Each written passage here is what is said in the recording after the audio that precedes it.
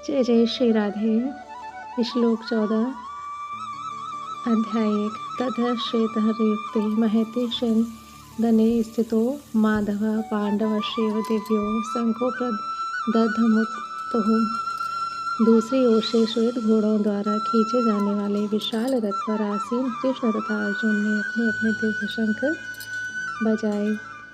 तात्पर्य भीष्म देव द्वारा बजाए गए शंख की तुलना में कृष्ण और अर्जुन के शंखों को दिव्य कहा गया है। दिव्य शंखों के नाद से यह सूचित हो रहा था कि दूसरे पक्ष की विजय की कोई आशा न थी, क्योंकि कृष्ण पांडवों के पक्ष में थे। जयस्तु पांडुपुत्राणां येषां पक्षे जनार्दनः। जय सदा पांडु के पुत्र जयसों की होती है, क्योंकि भगवान श्री कृष्ण उनके साथ हैं, और जहाँ जहाँ भगवान विद्यमान है वहीं लक्ष्मी भी रहती है, क्योंकि वे अपने पति के बिना नहीं रह सकती। अतः जैसा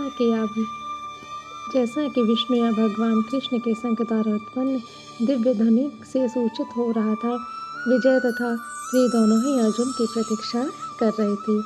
इसके अतिरिक्त जिस रथ में दोनों मित्र आसीन थे वह अर्जुन को अग्नि देवता द्वारा प्रदत्त था, और इससे सूचित हो रहा था कि तीनों लोकों में जहाँ कहीं भी यह आ जाएगा वहाँ विजय निश्चित है। श्लोक 15 पांचजन्य ऋषिकेशो देवदत्तं धनंजय पौंड्रदध्मो महाशंकर भीमकर्ता वृकोदरः। भगवान कृष्ण ने अपना पांचजन्य शंख बजाया। अर्जुन ने देवदत्त शंख तथा अतिभुजी एवं अतिमानवीय कार्य करने वाले भीम ने पौंड्र नामक भयंकर शंख बजाया।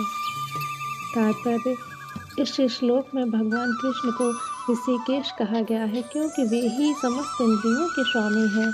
सारे जीव उनके वित्रांसा हैं, अतः जीवों की इंद्रियां भी उनकी इंद्रियों के अंश हैं। चूँकि निर्विशेषवादी जीवों की इंद्रियों का कारण बताने में असमर्थ है, इसलिए वे जीवों को इंद्रिय रहित या निर्विशेष कहने के लिए उत्सुक रहते हैं।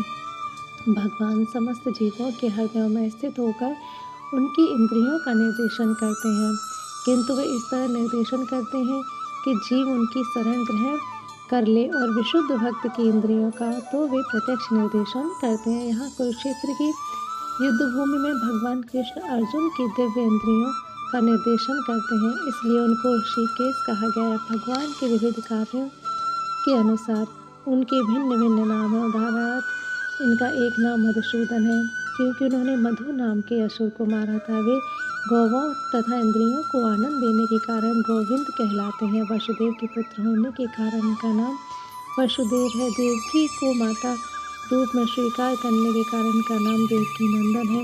वृंदावन में यशोदा के साथ बाल लीलाएं करने का भी यशोदा नंदन है। अपने मित्र अर्जुन का सारथी बनने के कारण पार्थ सारथी हैं। इसी प्रकार उनका एक नाम ऋषिकेश है, क्योंकि उन्होंने कुरुक्षेत्र के युद्ध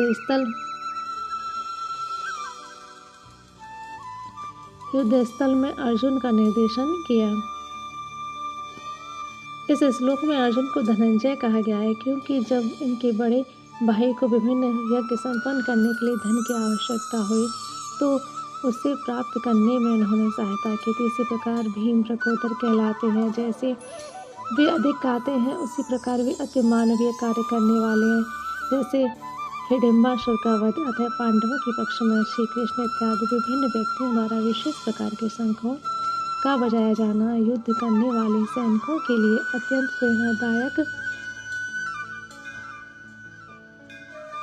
था। विपक्ष में ऐसा कुछ न था, न तो परम निदेशक भगवान कृष्ण थे, न ही भाग्य की देवी श्री थी, अतः युद्ध में उनकी पराजय पूर्व निश्चित थी। शंखों की ध्वनि